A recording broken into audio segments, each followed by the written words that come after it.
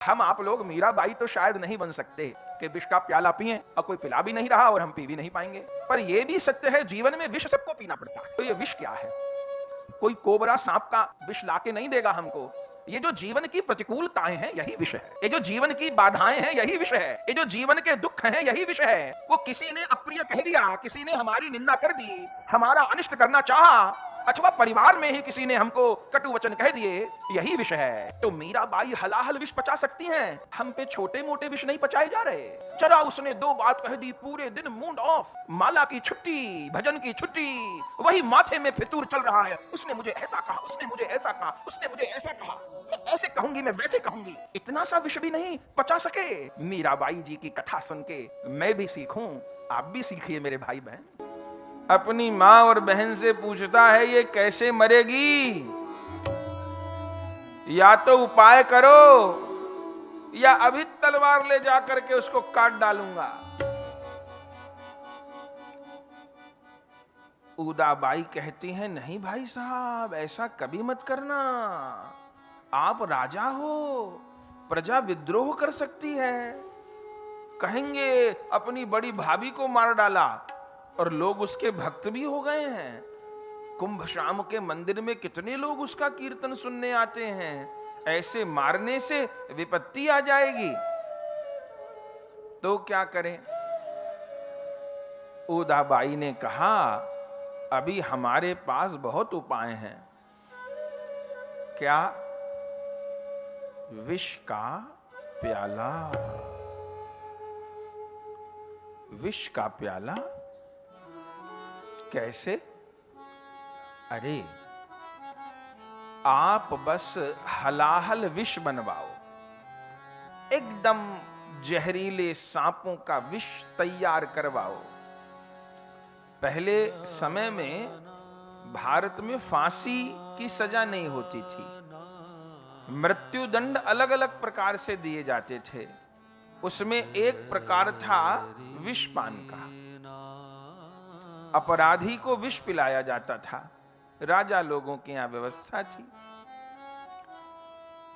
उनके एक मंत्री थे राणा विक्रम के, उनका नाम था विजय वर्गीय। तो उनको कहा, सेनापति थे वो, उनको कहा कि ऐसे ऐसे विष मुझे तैयार करवाना है। राजवैद्य को बोला गया और राजवैद्य एक पात्र में विष तैयार करा के ले आए कि शायद किसी को मृत्युदंड दिया जा रहा होगा। उनको खबर नहीं। उन्होंने पूछा भी कि राजसभा में किसी को मृत्युदंड दिया गया हो, ऐसा सुना तो नहीं। राणा विक्रम ने कहा तुम कौन होते हो पूछने वाले? तो विष का पात्र देकर के वो चले गए।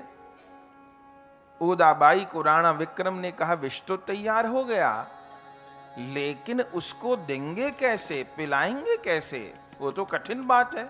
मना कर दे, शोर हो जाए तो असुविधा होगी। उदाबाई ने कहा भाई साहब आपको नहीं पता, वो बहुत पागल है, उसको मूर्ख बनाने में ज्यादा समय नहीं लगता। बोले तो क्या करोगी? बोले आप ये कह करके भिजवाओ कि ये जगन्नाथ भगवान का चरणामृत है, ऐसा कह करके भिजवाओ। बोले चरणामृत कह के भिजवाऊं? बोले हाँ, चरणामृत के नाम तो पागल हो जाती है, प्रसाद के नाम नहीं सोचती कुछ। तो मैं भिजवाऊं अपने सेवक के हाथ, तो उसकी दासियां संशय कर सकती हैं कि राणा विक्रम के पास चरणामृत कहां से आ गया और क्यों भिजवाया। कहीं वो किसी पशु को पिला करके देख ले तो पोल खुल जाएगी, बदनामी हो जाएगी।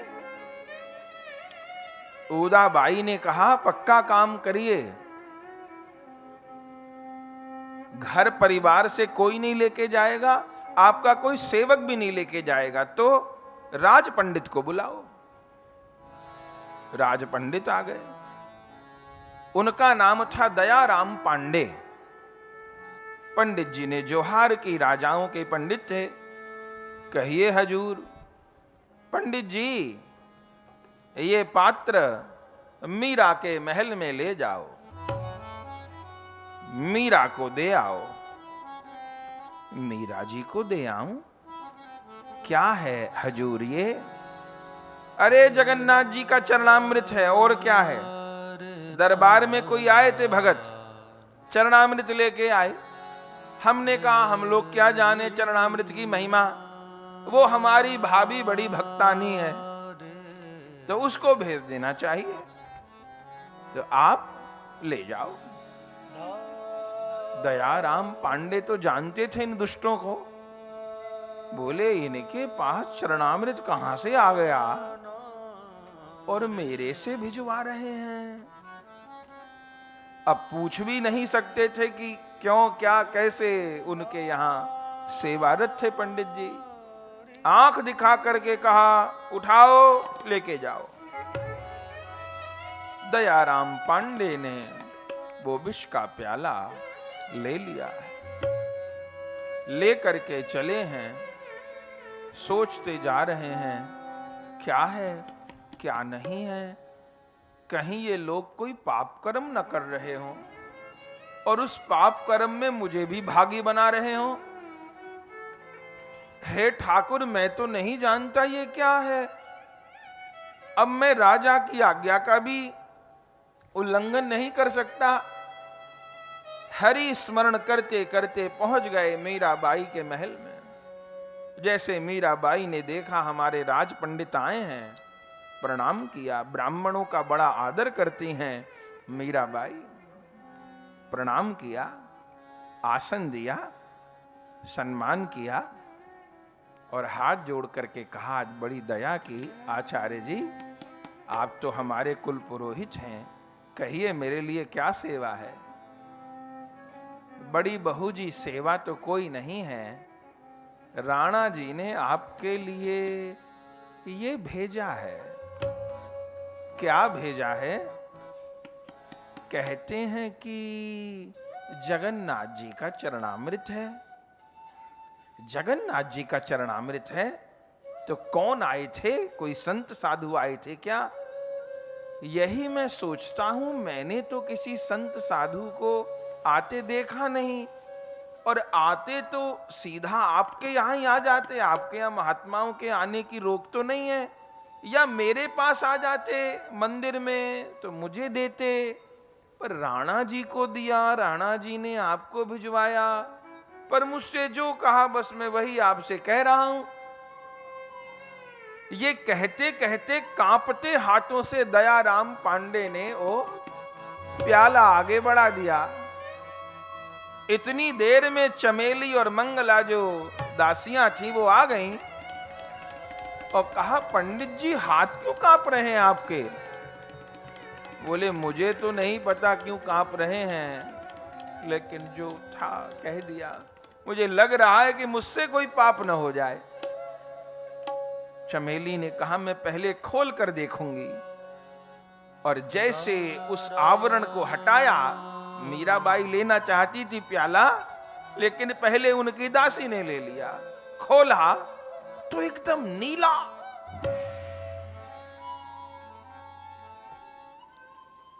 चमेली ने कहा, बाईसा ये कैसा चरणामृत? चरणामृत कहीं नीला होता है? अरे ठाकुर जी को चंदन डालकर जल में स्नान कराया जाता है, केसर डाल के स्नान कराया जाता है, तो भगवान के स्नान के जल को ही तो चरणामृत कहते हैं। तो चरणामृत पीला होता है, केसरिया होता है, सुगंधित होता है कि नीला होता है? मीराबाई कहती हैं, अरे तुझे तो लगता है चित्तौड़ की हवा लग गई है। अरे बता मेरे ठाकुर कैसे वर्ण के हैं? बोले नीलांबुज श्यामल कोमलांगम। श्याम सुंदर का वर्ण तो नील कमल के जैसा है। तो नीले ठाकुर का चरणामृत नीला नहीं होगा तो कोई और रंग का होगा क्या? अरे ये चरणामृत ही है। ये कह करके चमेली मंगला रोकती रही, पहले हमको दे दीजिए, पहले हमको दे दीजिए। पर मीराबाई नहीं मानी। हाथ से ले लिया प्याला। मेरे भाई बहन, शास्त्र में ऐसी दो ही घटनाएं हैं, या तो विष कभी भोले बाबा ने पिया था, वे तो नीलकंठ कहलाए थे, और उसके बाद यदि विष किसी ने पिया तो वो मीराबाई है।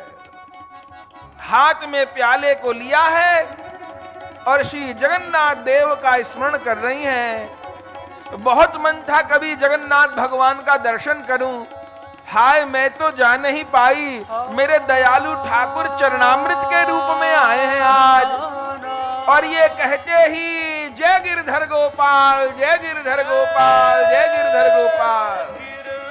एक श्वास में, एक घूंट में पूरा विष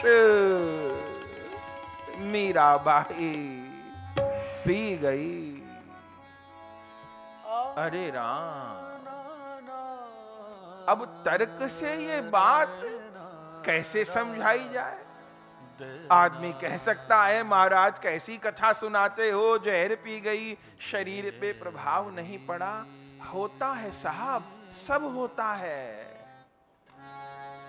अभी पीछे कोरोना गया, त्राही त्राही भारत में हुई, बाहर के देशों में तो और ज्यादा हुई। संक्रमण हुए, बहुत लोगों को हुए, बहुत लोगों का शरीर भी उस व्याधि में छूट गया, लेकिन सबका तो नहीं। तो केवल संक्रमण का दोष है व्यक्ति की मृत्यु में। संक्रमण तो कारण है, लेकिन कोरोना लगा पर शरीर किसका छूटा? उन लोगों का अधिकतर छूटा जिनका शरीर पहले से किसी रोग से ग्रसित था। शुगर के कारण जिनका शरीर कमजोर हो गया था, या और किसी व्याधि से वो ग्रसित थे, शरीर की रोग प्रतिरोधक क्षमताएं कम थीं, जिनकी शरीर की रोग प्रतिरोधक क्षमता एकदम ठीक थी, वे जल्दी स्वस्थ हो गए। और किसी भी कारण से जिनके लंग्स वीक थे, सबसे पहले फेफड़े पर ही तो उसने असर किया था ना। एक ही बात सुनने में आती थी ना, लंग्स श्रिंक हो गए, लंग्स श्रिंक हो गए। इन्फेक्शन लंग्स में पहुंच जाता था, फेफड़े सिकुड़ जाते थे, ऑक्सीजन की शरीर में मात्रा कम हो जाती थी, फिर ऑर्गन फेल होने लगते थे और व्यक्ति मरणासन्न अवस्था में पहुंच जाता था। जो मेन कारण रहा वो तो यही रहा ना। तो कोरोना वायरस तो कारण था, लेकिन व्यक्ति का शरीर पहले से कमजोर था, रोग प्रतिरोधक क्षमता बहुत धीमी थी, उस कारण भी वो रोग बहुत विकराल हो गया। जिनके साथ ऐसा नहीं था वो लोग स्वस्थ हो गए धीरे धीरे। ऐसे भी थे जिनकी रोग प्रतिरोधक क्षमता इतनी प्रबल थी कि कुछ भी नहीं हुआ, उस विकराल स्थिति में भी खांसी जुकाम भी सामान्य नहीं हुए। तो रोग लगना एक बात है, और रोग प्रतिरोधक क्षमता कितनी है ये एक अलग विषय है। जिसकी बहुत अच्छी रोग प्रतिरोधक क्षमता होती है, तो फिर संक्रमण आता है और चला जाता है। ये कोई भी वायरल होता है और हम लोग डॉक्टर से एंटीबायोटिक लेते हैं। डॉक्टर मुख्य किसी भी संक्रमण में एंटीबायोटिक तो देता है ना, बुखार आदि की दवा तो जो देता है, पर एंटीबायोटिक देता है। एंटीबायोटिक माने क्या होता है कि शरीर के भीतर जो संक्रमण, जो वायरस आ गया है, शरीर उससे लड़ने में कमजोर है। तो डॉक्टर ने अलग से एंटीबायोटिक दी, वो हमारे शरीर में गई। उसने क्या किया? उसने उन बैक्टीरियाओं को मारा, उस वायरस को मारा। इतने दिन का कोर्स चला, व्यक्ति धीरे धीरे स्वस्थ हो गया। वो एंटीबायोटिक हर व्यक्ति के शरीर में भी होता है। रक्त में दो प्रकार की कणिकाएं होती हैं, आरबीसी और WBC, red blood corpuscles, white blood corpuscle. तो जो डब्ल्यूबीसी होती है वो रोग प्रतिरोधक क्षमता के लिए तो होती है, वो जिसके रक्त में जितनी प्रबल होती है वो उतना ज्यादा वायरस को निष्प्रभावी करती है। जिन लोगों की रोग प्रतिरोधक क्षमता बहुत कम हो जाती है वो बहुत जल्दी जल्दी बीमार पड़ने लग जाते हैं। जरा सर्दी में, जरा कुछ खाना पीना हुआ तो बीमार पड़ जाएंगे। तो उसमें उनकी रोग प्रतिरोधक क्षमता बहुत कम हो गई है, ये एक बहुत बड़ा कारण है। तो डॉक्टर कहते हैं भाई अपनी रोग प्रतिरोधक क्षमता को बढ़ाइए। फिर उसके अनेक उपाय हैं आयुर्वेद में आदि में। तो एंटीबायोटिक डॉक्टर देता है, उसमें वो हमारे भीतर उस क्षमता को बढ़ाता है कि शरीर में जो वायरस आ गया है हम उस वायरस से लड़ पाएं। ये एंटीबायोटिक काम नहीं करी, उससे ज्यादा पावर की देगा, वो भी काम नहीं करी, उससे ज्यादा पावर की देगा, और वो एंटीबायोटिक शरीर को कहीं नुकसान भी पहुंचाती है। ये तो शरीर संबंध की बात रही, पर ये बात इसलिए कहनी होती है कि हम लोग चरित्र को समझ सके। तो जैसे शरीर में रोग प्रतिरोधक क्षमता होती है, ऐसे मन की भी रोग प्रतिरोधक क्षमता होती है। एक बात और कहें, शरीर में कोई वायरस लगा, किसी को कोरोना हुआ, भयानक हुआ, अधिक से अधिक क्या हुआ कि उसका शरीर छूट गया, और जब दाह संस्कार उसका हुआ तो वो वायरस भी खत्म हो गया। ठीक बात। शरीर के रोग तो इस शरीर की मृत्यु पे समाप्त हो जाते हैं, लेकिन मन के रोग मृत्यु पर भी समाप्त नहीं होते, ध्यान रहे। वो जो मन के वायरस हैं वो अगले जन्म में भी जाते हैं, वो जो मन के रोग हैं वो अगले जन्म में भी प्रविष्ट होते हैं। एक पिता की 4 संतान हैं, चारों के अलग अलग रुझान हैं, अलग अलग मन है, अलग अलग रुचियां हैं। क्यों? क्योंकि पिछला संस्कार वो लेके आए हैं। किसी के पास पुण्य के संस्कार ज्यादा थे, उसका पवित्र कामों की ओर मन अग्रसर होता था, भजन में, सत्संग में, परोपकार में उसका मन लगता था। कोई पाप वाले संस्कार बहुत लेके आया, बचपन से ही उसकी खोटी बुद्धि थी, उसको गलत ही काम अच्छे लगते थे। तो शरीर का रोग तो इस शरीर के समाप्त होने पे समाप्त हो जाएगा, मन के रोग नहीं, वो तो अनेक जन्मों में घूमते रहते हैं, बिगाड़ देते हैं जीवन को, नरक तक पहुंचा देते हैं वो मानसिक रोग। तो शरीर की रोग प्रतिरोधक क्षमता बढ़ती है अच्छे आहार से, योग प्राणायाम से, दवा से आदि से। पर ये मन की रोग प्रतिरोधक क्षमता कैसे बढ़ती है? बिना पानी भोजन बिना ए उदर मचावे क्रांति, ऐसे बिना भजन सतसंग के मिले न मन को शांति। ये आत्मा की, ये मन की क्षमता कैसे बढ़ती है? हरि नाम से, सत्संग से, भगवत स्मरण से। मोबाइल को चलाते रहिए, मत करिए चार्ज, बात करते करते बंद हो जाएगा। तो फिर मोबाइल को हम लोग चार्ज करते हैं, सॉकेट में लगा के छोड़ देते हैं। ऐसे ये आत्मा भी चार्ज करनी पड़ती है,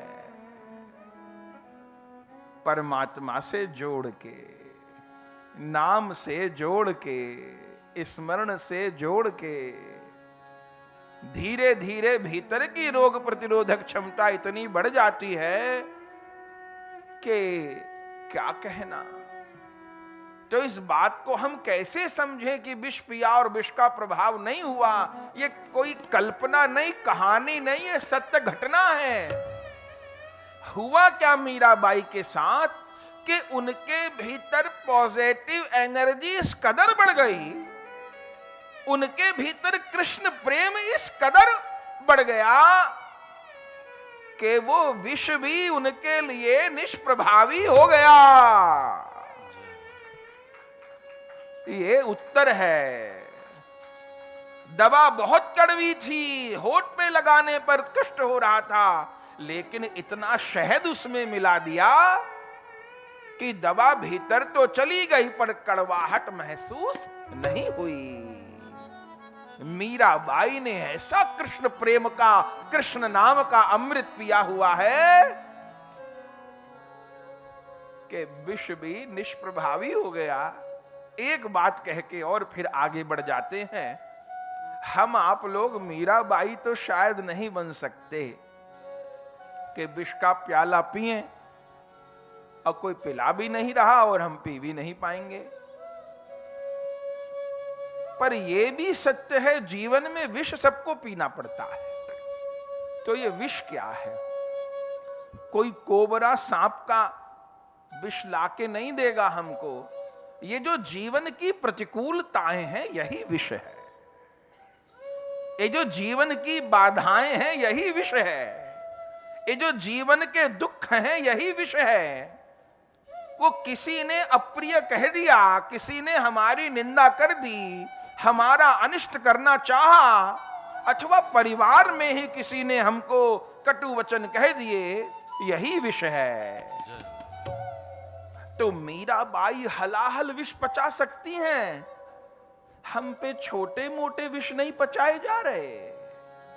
जरा उसने दो बात कह दी, पूरे दिन मूड ऑफ।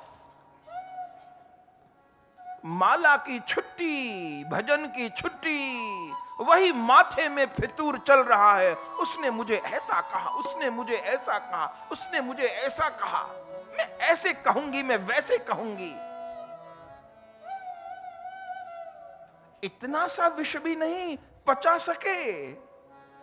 मीराबाई जी की कथा सुन के मैं भी सीखूं, आप भी सीखिए मेरे भाई बहन।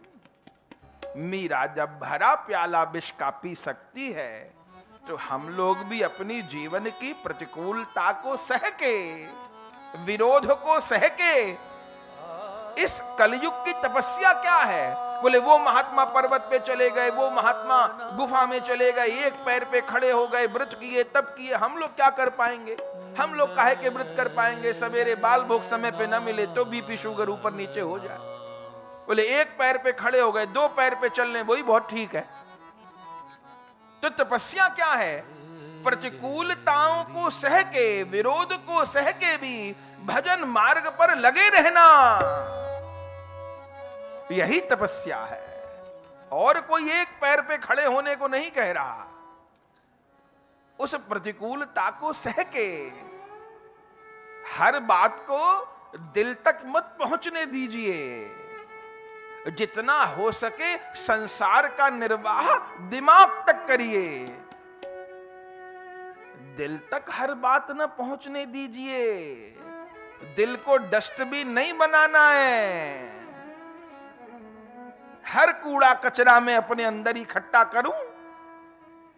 कोई हमारे ड्राइंग रूम में आकर के कचरा डाल दे, हम बर्दाश्त करेंगे? नाराज हो जाएंगे। ये क्या किया, बाहर से कचरा लाए डाल दिया। तो जीवन में उन लोगों को क्यों बर्दाश्त करें जो हमारे जीवन में पता नहीं किस किस की निंदा वाला कचरा लाके डाल देते हैं। ड्राइंग रूम में कचरा डाला तो सफाई भी हो जाएगी, कान के माध्यम से भीतर कचरा डाला तो सफाई होनी मुश्किल, पहले से गंदा है। तो मैं निंदा सुनूंगा नहीं और मैं निंदा करूंगा नहीं। जीवन छोड़ा है, मुझे तो श्री कृष्ण को प्राप्त करना है। इन व्यर्थ की बातों में क्या मिलेगा? किसको नीचा दिखाना है, किसको ऊंचा उठाना है, उसने मुझे कह दिया, कह दिया, कह दिया, खत्म बात। क्या माथे में मैं घुमाऊं बात को? इतना अमूल्य समय में इन्हीं मूर्खता की बातों में नष्ट कर रहा हूं। उसने मुझे ऐसा कह दिया, उसने मुझे ऐसा। अरे हमारा उनसे अब मिलना झुलना बोल चाल नहीं है। क्यों? वो 20 साल पहले ऐसी बात हुई थी, उन्होंने मुझे ये कहा था। तो 20 साल पहले की बात पकड़े हैं, कल कथा में क्या सुनाया था वो तो याद नहीं। वो 20 साल पहले उस रिश्तेदार ने मुझे ऐसा कहा था, बस तब से हमारी बोलचाल खत्म हो गई। कितनी गांठ माथे में लगाए हैं, ऐसे भक्ति नहीं होगी। विष को पचा लेना होगा। वो प्याला भर के विष नहीं दिया जा रहा। ये जीवन की प्रतिकूलता, ये कटु वचन, ये तिरस्कार, ये अपमान, यही जीवन का विषय है। इसको सह लेना होगा। जहां कुछ कह के बात खत्म होती है वहां कह के खत्म कर दीजिए, जहां सुन के खत्म होती है वहां सुन के खत्म कर दीजिए, जहां भुला के खत्म होती है वहां भुला के खत्म कर दीजिए, पर खत्म कर दीजिए। जय हो, जय हो। गांठ बांध के मत रखिए। यही मीराबाई संदेश दे रही है। विष का प्याला पी लिया। कीर्तन का समय था, तभी पंडित जी आए थे, विष का प्याला पिया। अब वो पंडित जी भी आंख खोल के देख रहे थे कि क्या होगा। और मीराबाई बैठ गई, माने तभी सत्संग शुरू ही होने वाला था, तभी आए थे। चरणामृत पी के वो आचमन किया, बैठ गई। कीर्तन होने लग गया। थोड़ी देर में तो मीरा को मस्ती आने लग गई। आधा घंटे में क्या बोली चमेली को, अरे मेरे घुंघरू लेके आ। अरे घुंघरू लेके आऊं? बोले हाँ। बोले क्यों? बोले आज तो नाचने को मन कर रहा। ऐसे बैठ के तो रोज ही कीर्तन करती थी, पर उस दिन तो मीरा नाची है, ये प्रमाण है। दासियों ने पैर में घुंघरू बांध दिए। धन है जिस विष को पी के आदमी मर जाए, उस विष को पी के मीरा नृत्य कर रही है। तो हम लोग भी उस जीवन के विष को पी के मुस्कुराएं। हम लोग क्यों कहें कि मूड ऑफ हो गया? हम लोग क्यों खराब मुंह बना ले? हम मुस्कुराएंगे। और मैं किसी दूसरे से भी स्माइल की आशा नहीं रखता। अरे उसने मुझे स्माइल नहीं दी, बताइए, या जितनी देनी चाहिए थी उतनी नहीं दी। अरे किसकी स्माइल चाहिए? मुझको गोविंद स्माइल दें, और ठाकुर की स्माइल चाहिए। और किसकी स्माइल चाहिए? और जिस दिन ठाकुर जी स्माइल दिए तो पूरी जिंदगी स्माइल स्माइल हो जाएगी। और किसकी स्माइल चाहिए? कोई मुझे प्रणाम ना करे, मुझे कोई भी परिचित दिख गया, मैं पहले से मैं ये क्यों आशा करूं कि आप मुझे प्रणाम करें तभी मैं आपको ऐसे करूं? मैं ये आशा क्यों करूं? मेरी आपसे नजर मिली, सामने बहन से नजर मिली, क्या समस्या हो गई? मैं ये आशा करूं कि आप जब मुझे सिर झुकाओगी तभी मैं ऐसे करूंगा। मैं क्यों आशा करूं? ये मैं पहले ही राधे श्याम कर लेता हूं। मीराबाई ने चरण में घुंघरू बांध लिए थे। सखियां पखावज तानपुरा साज बजा रही हैं, और उस समय मीराबाई ने कीर्तन किया था। ये मीराबाई जी का सबसे प्रसिद्ध कीर्तन है। कीर्तन तो वैसे ऐसे मीराबाई के भाव समाधि लग जाए। मीराबाई तो नृत्य करने लगी। घंटों कीर्तन, घंटों नित्य। ग्रंथ में लिखा है कि 5-5, 6-6 घंटा नृत्य करती थी मीराबाई। चरण के तलवे की बिबाई फट जाती थी, रक्त निकलने लगता था चरणों से, पर उनका नृत्य नहीं रुकता था। आखिर में नाचते नाचते नाचते गिर पड़ती थी मीराबाई। उनके साधारण नृत्य नहीं थे। वो दुष्ट लोग बाटी देखते रह गए। अम्मीरा के मरने की खबर आएगी, अम्मीरा के मरने की खबर आएगी। वहां से तो कीर्तन की आवाज आने लगी, नृत्य की आवाज आने लगी। फिर उदाबाई को बुलाया, क्या हुआ? बोले वो तो नाच रही है। अरे बुलाओ उस राजवैद्य को, वो मिला हुआ है मीरा से, इसका मतलब उसने विष नहीं बनाया था, विष कोई कैसे पी जाएगा? राजवैद्य को बुलाया। राज पंडित उस पात्र को वापस ले आए थे। तड़क करके राणा विक्रम ने कहा, ए राजवैद्य, मीरा का तो कुछ भी नहीं हुआ, वो तो नाच रही है। राजवैद्य ने कहा, बहू जी का कुछ नहीं हुआ, नाच रही है माने? अरे तूने वो विष बनाया था ना, कहता था हलाहल विष है, इतने विष का क्या करोगे? हाँ, तो वो किसके लिए बनवाया था आपने? अरे भेजा था मैंने उसको। किसको? बड़ी बहू जी को विष भेजा था। हाँ, हाँ भेजा था उसको विष। तू तो कहता था उसका तो एक रोम भी गर्म नहीं हुआ, वो तो नाच रही है। राजवैद्य ने कहा, वो विष उनको भेजा था, पी गई विष, पी गई वो तो, और नृत्य कर रही है।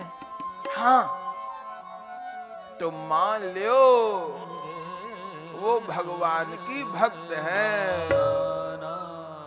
अब मान लो उन पे भगवान की कृपा है।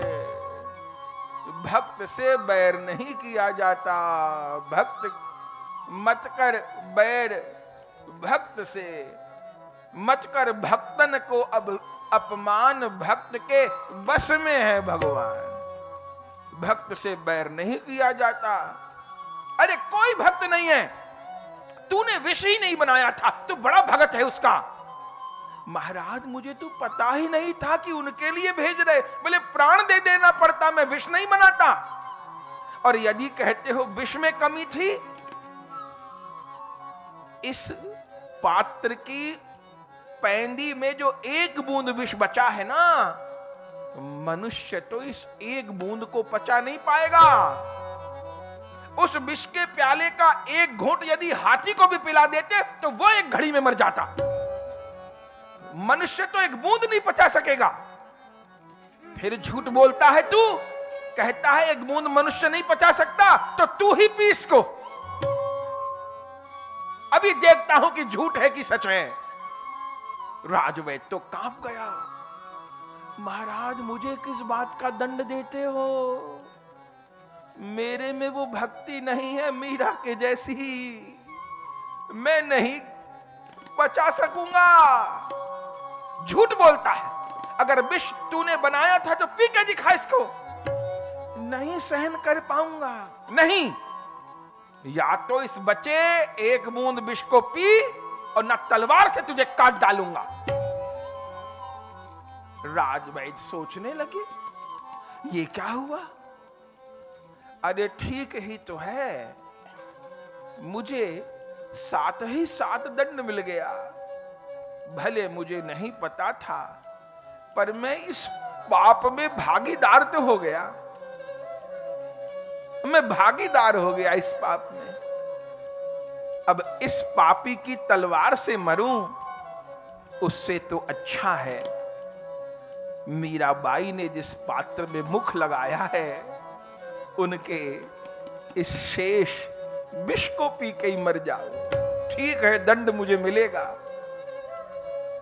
उठाया पात्र को, मीराबाई से क्षमा मांगी, अनजाने में मेरे से पाप हुआ, मैं जानता नहीं था। और जो एक बूंद विष जीभ पे टपका, एक ही क्षण में शरीर में ऐंठन हुई, कुछ देर तो तड़पा और वहीं वैद्य के प्राण निकल गए। राणा भी देख के अवाक, ये क्या? उदाबाई आ गई। राणा ने कहा इसके घर वालों को भेज दो इसका शव। इतनी देर में उस वैद्य की बेटी, मां, पत्नी, परिवार था, वही कमाने वाले थे अकेले। वो लोग रोते बिलखते आए, ले गए शरीर को। सब लोग रुदन हुआ क्या, हुआ क्या, हुआ क्या। धीरे धीरे सब बातें पता चली। राणा सोचता रहा क्या हुआ। इधर वैद्य के घर में विलाप होने लग गया। मीराबाई जी की दासी वहां से निकली जा रही थी। उसने सब दृश्य देखा, पूछा, सारी बात पता चली। दाह संस्कार की तैयारी हो रही थी। सब रो रहे थे कि हमको कौन पाप का दंड मिला। तभी मीराबाई जी की उस दासी ने उस वैद्य की मां को कहा कि अपने इस पुत्र को कहीं न ले जाओ, तुम एक बार हमारे बाईसा के मंदिर ले जाओ। जिस विष को पी के हमारी बाईसा ने घंटों नृत्य किया, उसको पी के ये कैसे मर सकते हैं। एक बार लेकर के जाओ। मां, बेटी, पत्नी उनका शव लेकर के मीराबाई के महल के द्वार पर पहुंचे, लिटा दिया। दुहार की मीराबाई आई हैं। मां और पत्नी ने चरण पकड़ लिए मीराबाई जी के। क्षमा करो देवी, क्षमा करो। हमें नहीं पता था, मेरे बेटे को नहीं पता था कि आपके लिए राजा विष बनवा रहा है। हम मर जाते, चले जाते, पर ऐसा काम नहीं करते। मीराबाई कहती है, कौन विष? वही जो आपको भेजा था। अरे वो विष कहां था, वो तो चरणामृत था। विष होता तो मीरा क्या जीवित रहती। अरे देवी, तुम भक्त हो, तुम्हारे लिए भगवान जहर को भी अमृत बना देंगे। हम लोग भक्त नहीं हैं, हम भक्त नहीं हैं, हम नहीं जानते प्रभु को। मीराबाई कहती हैं, नहीं, ऐसी बात नहीं है। अगर विष होता तो मेरा भी अनिष्ट होता। तो हे देवी, तुम्हारे दरवाजे पे आके पड़े हैं। मां झोली फैला रही है, पत्नी झोली फैला रही है, बेटियां झोली फैला रही हैं। मीराबाई जी को करुणा उत्पन्न हो गई। भीतर गई हैं, गिरधर गोपाल का चरणामृत लेकर के आई हैं। वैद्य के मुंह में 3 बूंद चरणामृत दिया है। कान में श्री कृष्ण नाम सुनाया है। उसी समय वैद्य हरि हरि हरि हरि कहते हुए जीवित हो गए।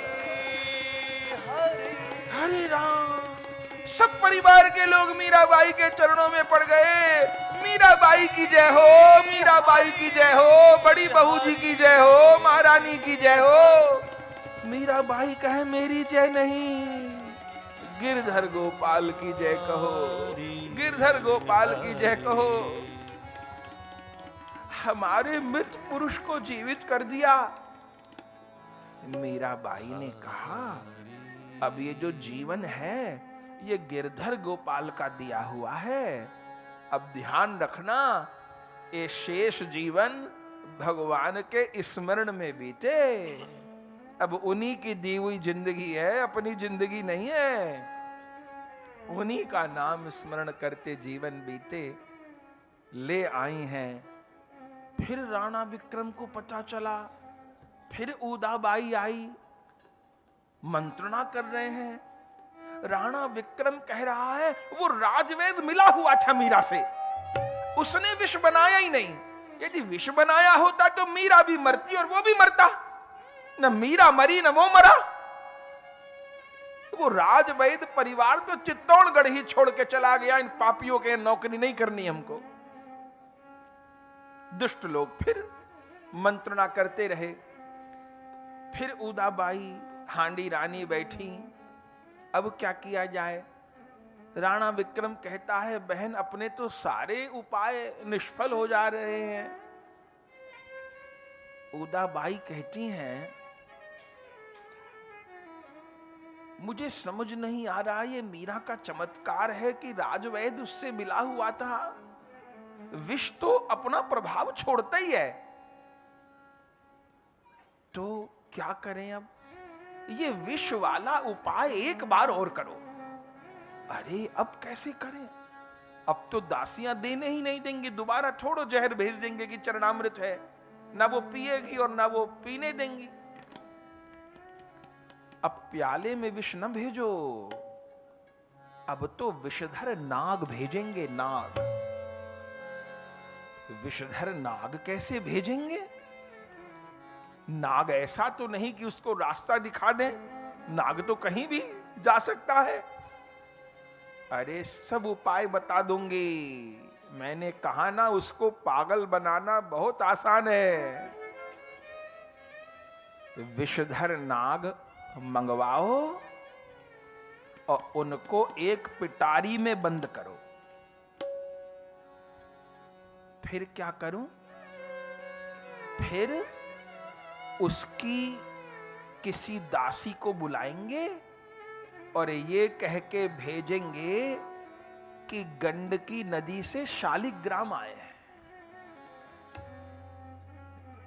मैं तो पूरी जांच पड़ताल रखती हूं ना। मीरा को सखियों को कहते सुना है कि मेरे यहां गिरधर गोपाल की तो सेवा है पर शालिग्राम की सेवा नहीं है। मंदिर में शालिग्राम जी भी होने चाहिए। एक सकल स्वरूप होता है, एक निष्कल स्वरूप होता है, तो सकल निष्कल दोनों स्वरूप होने चाहिए। बस वो तो इसको भगवान की कृपा मानेगी। तो नाग की पिटारी बनाई गई, 2 खूंखार नाग पिटारी में कस के बांध दिए। ग्रंथ में लिखा है कुमकुम नाम की कोई दासी थी, वो थी तो राणाओं की, पर वो जाती आती थी मीराबाई के महल में, बहुत प्रेम रखती थी और कभी कभी मीराबाई उसको सत्संग भी देती थी। उसी दासी को बुलाया और वो पूरी पिटारी टोकरी बंद दे। उदाबाई, क्या है? अरे ले जाओ मीरा के यहां। क्या है? अरे कोई महात्मा आए थे गंडकी नदी से, शालिग्राम लाए हैं। राणा जी ने कहा हम लोग तो पूजा पाठ करते नहीं, वो बहुत पूजा पाठ करती हैं, तो उनके यहां पूजा हो जाएगी शालिग्राम की, तो ले जाओ। उस कुमकुम दासी ने उठाया तो बहुत वजन था, नाग में वजन होता है, और वो सोच रही थी कि इतने वजन के शालिग्राम तो ऐसी टोकरी में कैसे आ गए, चूंकि नागों को तो ऐसे कुंडली मार के बैठाया था पिटारी में। तो वो सोच रही कि इतने भारी शालिग्राम ऐसी पिटारी में कैसे आ जाएंगे, कोई चपटे तो होते नहीं, शालिग्राम गोल ही होते हैं। तो उठा तो लिया उसने, वजन था, संभाल के चली, पर खबर नहीं ऐसे षड्यंत्र करते थे ये लोग कि कोई सोच ही नहीं सके वहां तक कि ऐसा भी कुछ हो सकता है। ले करके चली है, पहुंच गई, मीराबाई जी को प्रणाम किया। मीराबाई ने कहा आओ बहन कुमकुम। मीराबाई जी से वो सत्संग ग्रहण करती थी। मीराबाई जी के क्या था, कोई भी आवे उसको सत्संग देना, उसको एकादशी व्रत के लिए प्रेरित करना, नाम जप के लिए प्रेरित करना, तुलसी कंठी को प्रेरित करना, किसी प्रकार उसको नाम जप में भजन में लगा देना, जो आ जाता। तो कुमकुम दासी को भी वो सत्संग देती थी और वो भक्ति भी करती थी। तो आई, बोले बहन ठीक हो? ठीक है। क्या लाई हो? मुझको तो पता नहीं, उदाबाई जी ने दिया है, कहते हैं गंडकी से शालिग्राम आए थे। जो दासियां थी वो बड़ी सावधान रहती थी। बोले कितना वजन होगा? बोले वजन होगा 2-2.5 सेर तो वजन होगा। बोले 2-2.5 सेर के शालिग्राम इतनी पिटारी में कैसे आ जाएंगे? ये तो मुझे खबर नहीं। तेरे सामने रखे थे शालिग्राम? मेरे सामने तो नहीं रखे थे, मुझे तो बंद पिटारी दी है। ला पहले मुझे दे, मैं देखूं। खोलने लगी, इतने में मीराबाई आ गई। अरे मंगला हर चीज के पीछे संदेह करती है, शालिग्राम जी के पीछे भी संदेह करती है। अरे राणा विक्रम ऐसे मुंह से थोड़ा क्रोध करते हैं, मन के बुरे नहीं है, मन के तो बहुत अच्छे हैं, ऊपर से क्रोध कर देते हैं। मंगला कहती हैं आपको सभी मन के अच्छे लगते हैं, वो महाकपटी है, वो कोई शालिग्राम नहीं भेजने वाले, पहले मैं देखूंगी बाद में आपको। मीराबाई जी ने मना कर दिया और खुद पिटारी को माथे से लगाया। मीराबाई का चरित्र तो विलक्षण है, ऐसी ऐसी घटना घटी जीवन में जो कहीं घटी नहीं। पिटारी को माथे से लगाया है बंधुओं, और ज्यों रस्सी खोली खुल पाई नहीं, थोड़ी रस्सी ढीली हुई कि दोनों विषधर भुजंग खड़े हो गए पिटारी। जैसे विषधर भुजंग खड़े, दासी भागी, सर्प सर्प सर्प सर्प सर्प सर्प। कोई जलती लकड़ी लेके भागी, कोई आस्तिक आस्तिक का पाठ करने लगी, कोई गरुड़ मंत्र का पाठ करने लगी। सांप सांप फेंक दीजिए, भीतर आ जाओ, सांप सांप सांप। मीराबाई, ओहो, मीराबाई को सांप नहीं दिखाई देते। शालिग्राम शालिग्राम शालिग्राम। बंधुओं, एक सर्प तो मीराबाई की ओर बढ़ा और जैसे गले में लिपटा वो तो फूल की माला बन गया, और जो गोद में था वो शालिग्राम हो गया। आज तक वो शालिग्राम विराजमान है मीराबाई के मंदिर में। जो मीराबाई ने देखा विभोर हो गई। कोई दासी जलती लकड़ी लेके भागी, आके देखा तो मीरा के गले में फूल की माला और दूसरा सर्प शालिग्राम। सब देखती रह, अभी तो सांप था। मीराबाई ने कहा बावरी कहां सांप था, शालिग्राम थे। तू तो दिन में सपना देखने लगी। कुमकुम कहती नहीं, मैंने सांप देखे थे, अभी अभी खड़े हुए थे पिटारी से। अरे नहीं, बार बार दासी छू के देख रही हैं, कहीं डंक तो नहीं मार दिया, कभी डंक मार के सांप चले गए हो, बार बार शरीर। अरे स्वस्थ हूं, ठीक बताओ कहीं काट तो नहीं खाया। अरे कौन काटेगा, क्या करें। अरे पंचामृत का सामान लेके आ, फूल तुलसी लेके आ, ठाकुर पधारे हैं ना, उत्सव मनाएंगी। शालिग्राम जी का अभिषेक होने लग गया, उत्सव होने लग गया। जर्रे जर्रे में है झांकी भगवान की, किसी सूझ वाली आंख ने पहचान की। शाह मीरा की निराली पी गई जहर की प्याली, ऐसे गिरधर को बसाया हर सांस में। आया जब काला नाग, बोली भाग उठे जाग, आज आए हरी सांप के लिबाज में। मैं जाऊं बलिहारी, मेरे कुंज बिहारी, आभारी हूं मैं तेरे एहसान की। मैं तो दासी हूं तेरी बिन दाम की, जर्रे जर्रे में है झांकी भगवान की, किसी सूझ वाली आंख ने पहचान की। बड़े बड़े विलक्षण चरित्र हैं। फिर दंग रह गए। आप कहेंगे राणा विक्रम को भरोसा क्यों नहीं होता, इतने चमत्कार हो रहे हैं। जिसके थोड़े पुण्य हैं, जिसके प्रारब्ध में पाप कर्म अधिक होंगे, पुण्य थोड़े होंगे, उसको सब कुछ देख के भी भरोसा नहीं होगा, श्रद्धा उत्पन्न नहीं होगी उसको। सब कुछ देखने के बाद भी वो भगवान भी सामने उतर आवे तो श्रद्धा नहीं पैदा होगी। वो जो पाप हैं वो श्रद्धा नहीं जमने देंगे।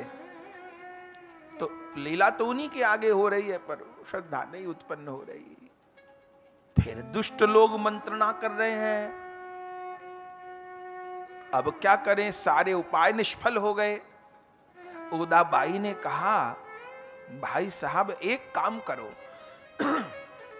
आप बार बार कहते हो मैं जाके मारूंगा, मैं जाके मारूंगा, वो काम ना करो। हम ऐसा करें कि कुछ अपनी सिखाई पढ़ाई दासियां उसके महल में पहुंचा दें और वो मौका देख करके मीरा को मारे, अपने पर आरोप नहीं लगेगा। कैसे?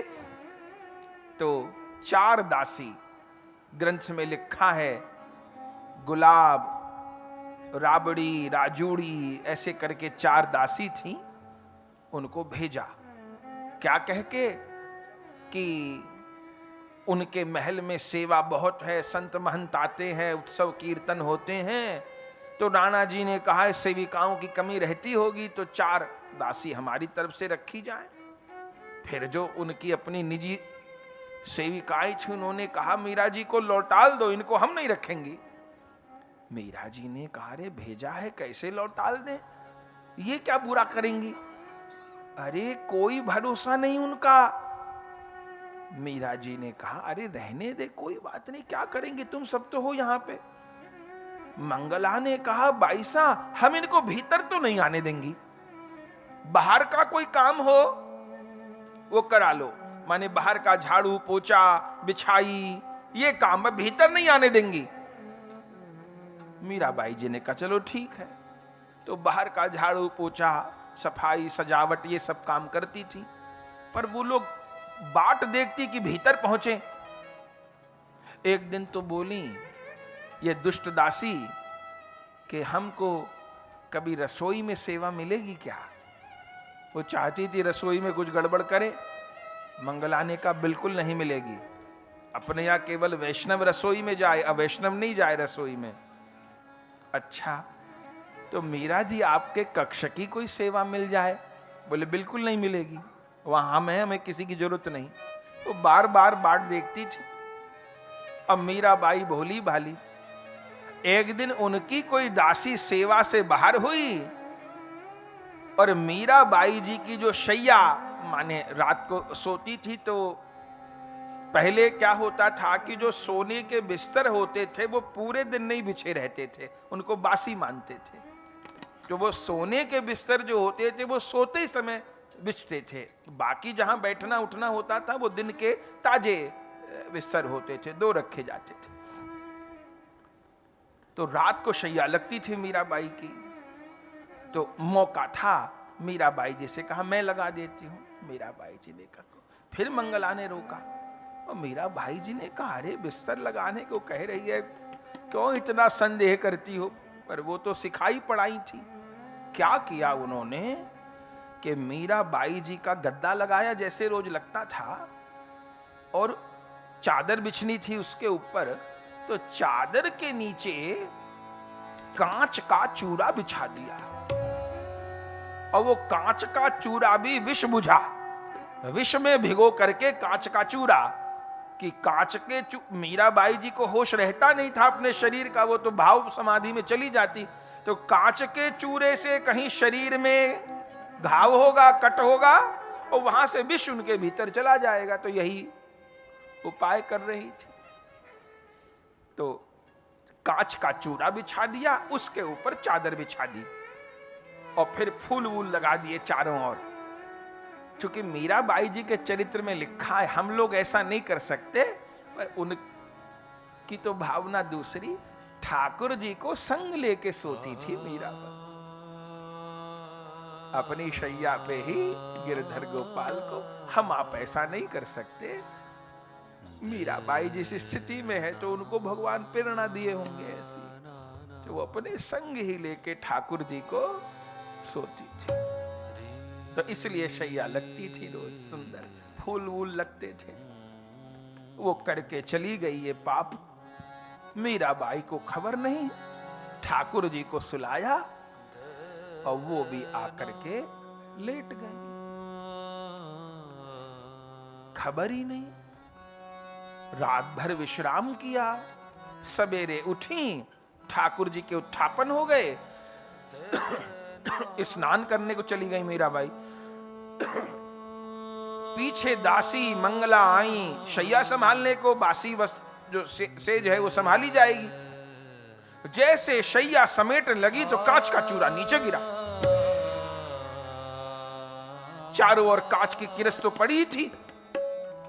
तुरंत उनको पूछा उन्होंने केसर से, रात को शैया किसने लगाई थी? रात को शैया किसने लगाई थी?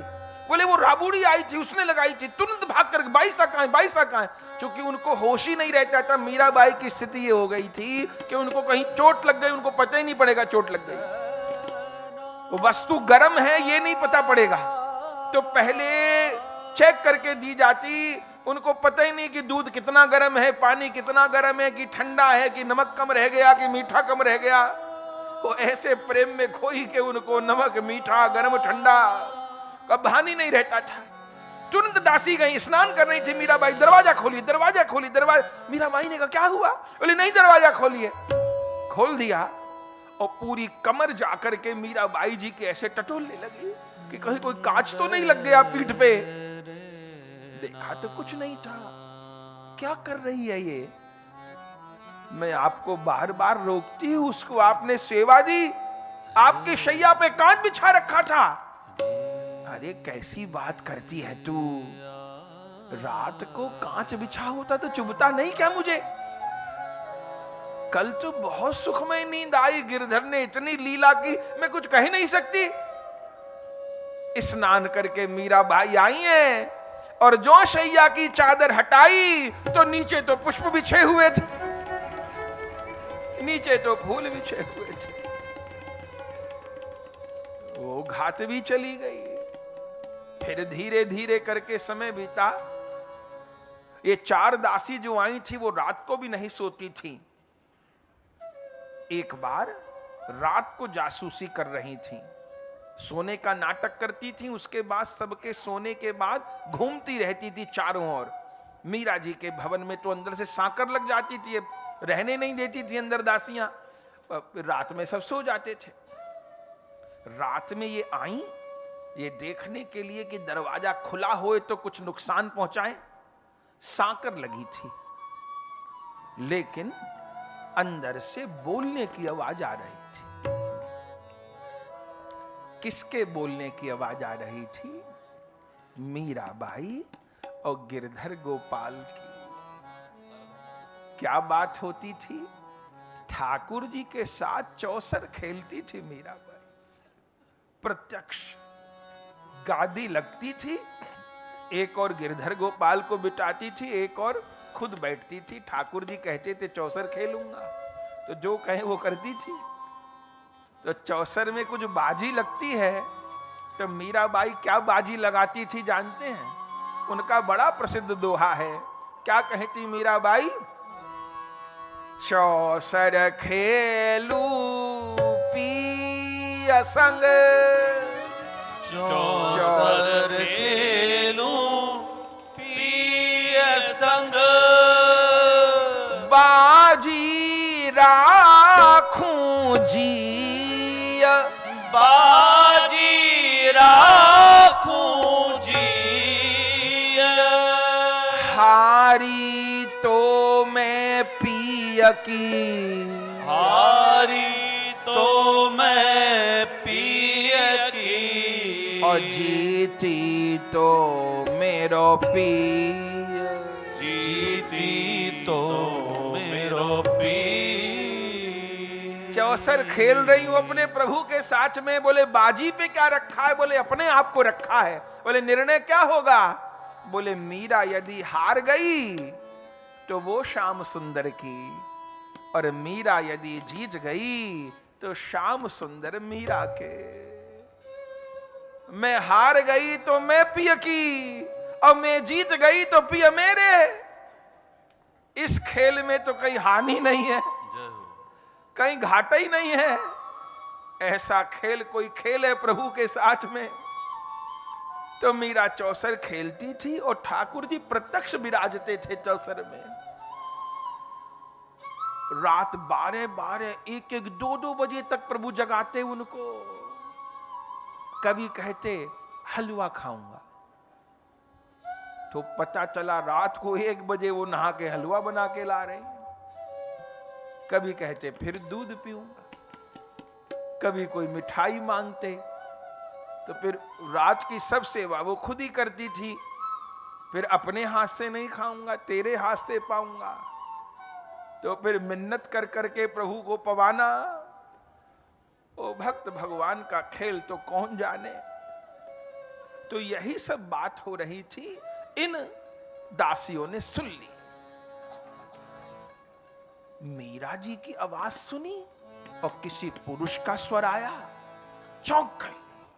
अरे ये आधी रात में किसी पर पुरुष की आवाज आ रही है, हंसने की आवाज आ रही। ये तो विधवा है, ये विधवा है, इनके भीतर कौन पुरुष है?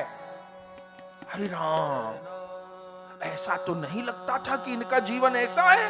आधी रात में विधवा के कमरे में कौन है? ये बात तो राणा जी को बताने लायक है। उसी समय ये भागी। राणा भी सो गया था रात को 2 बजे। और भागती, दुहाई है महाराज, दुहाई है, दुहाई है, दुहाई है। तुरंत राणा उठा, क्या बात है? अनर्थ हो गया। क्या हुआ? मीरा के महल में कोई पर पुरुष है। पर पुरुष है? हां। कहां देखा? अपने कानों से आवाज सुनी है।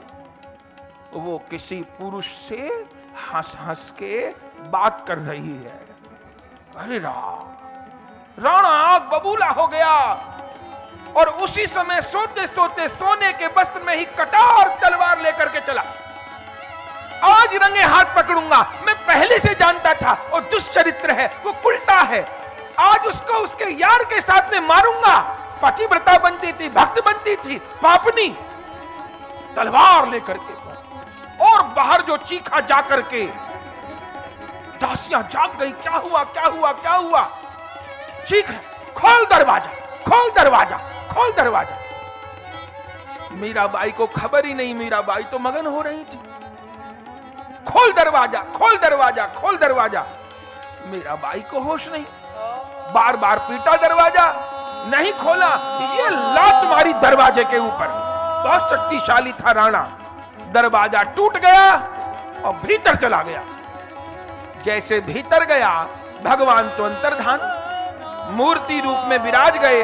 जो देखा, मीराबाई ने देखा आधी रात कोई भीतर घुसा है। मीराबाई ने कहा, क्या कुलक्षणी, बता बता, कहां छुपाया उस पर पुरुष को? तूने कहां छुपाया कुलक्षणी, बता। मीराबाई कहती है, पर पुरुष? अरे पापनी, जिससे बात कर रही थी रात को, बता वो कहां है पर पुरुष? मीराबाई ने कहा, मेरे महल में पर पुरुष नहीं था तो कौन था? परम पुरुष था। पर पुरुष नहीं था। मेरे महल में तो परम पुरुष रहता है, पर पुरुष नहीं रहता। ढोंग करते, दिखावा करते, बता वो कहां है? पहले उसे मारूंगा फिर तुझे मारूंगा। मीराबाई तो कुछ बोल नहीं पाई। वो पागल की तरह कभी इधर पर्दा फाड़े, कभी उधर पर्दा फाड़े, कभी उधर झरोका देखे, इधर झरोका देखे, जमीन में पैर पटक पटक के देखे, कहीं कोई तहखाना तो नहीं बना रखा। ठाकुर जी की सेवा का सामान पलट दिया, सिंहासन पलट दिए, सब इधर उधर लात मार मार के गिरा दिया। मीराबाई रोकती रही, क्या करते हैं? बता कहां पर पुरुष है, बता कहां? अरे कोई पर पुरुष नहीं था। मैंने जीवन में किसी पुरुष को स्पर्श नहीं किया। तुम्हारे बड़े भाई के साथ 11 बरस रही, कभी उन्होंने मेरे आंचल को भी नहीं छुआ। मैं गिरधर की थी और गिरधर की हूं। झूठ बोलती है, पाखंडी है, पापनी। बता तू। मीराबाई ने कहा, कोई बता दे, पहले उसको मारूंगा फिर तुझको मारूंगा। नहीं बताएगी तो पहले तुझे मारूंगा। जब नहीं बताई तो मीराबाई के केश पकड़ और केश पकड़ के घसीटने लगा वहां में। दासियां भागी भागी आ गई, पैर पकड़ लिए। क्या करते हो, क्या करते हो? तुम्हारी बड़ी भाभी है, क्या करते हो? लेकिन केश पकड़ करके खींच रहा है मीराबाई के। लेकिन मीराबाई, हरि मेरे गिरधर प्राण आधार, हरि मेरे गिरधर प्राण आधार, हरि मेरे थोड़ी देर में देखा मीराबाई के केश पकड़े थे, ऐसा लग रहा था जैसे नाग पकड़े हो हाथ में। तुरंत छोड़ दिया। फिर मीराबाई से पूछता है, मीराबाई ने कहा कोई नहीं, नहीं मानेगी तो ले तलवार उठा करके मीराबाई के शरीर पर तलवार। जैसे तलवार उठा करके मारी, तलवार तो शरीर में ऐसे पार हो गई जैसे कोई जल में तलवार चलाए तो जल से पार हो जाए। फिर दोबारा तलवार मार, जैसे कोई वायु में पार हो जाए। फिर तलवार, फिर तलवार, फिर तलवार, फिर तलवार, फिर सैकड़ों बार तलवार चलाई। पर शरीर से तलवार ऐसे बाहर हो जाए जैसे कोई हवा में तलवार चला। एक बूंद रक्त नहीं गिरा। आखिर में तो तलवार हाथ से छूट गई। डाकनी है, पापनी है, शाकनी है। पैर पटकते हुए आ गया रात को। कोई तंत्र जानती है, कोई मंत्र जानती है, पता नहीं कौन कौन अपशब्द, बोलने लायक भी बातें नहीं। पर धन्य है, धन्य मीरा की भक्ति, धन्य मीरा की भक्ति। सब तहस नहस करके चला गया। मीराबाई तो वहीं बैठ गई। केश खींच के मार रहा था तो सब केश खुल गए, साड़ी फट गई, दासियां आ गई, फूट फूट के रोने लगी। कहा बाई साहब, तुम्हारी बहुत सहन शक्ति हो सकती है, हम लोगों की अब सहन शक्ति नहीं है। अब एक क्षण भी आपको यहां नहीं रहने देंगे।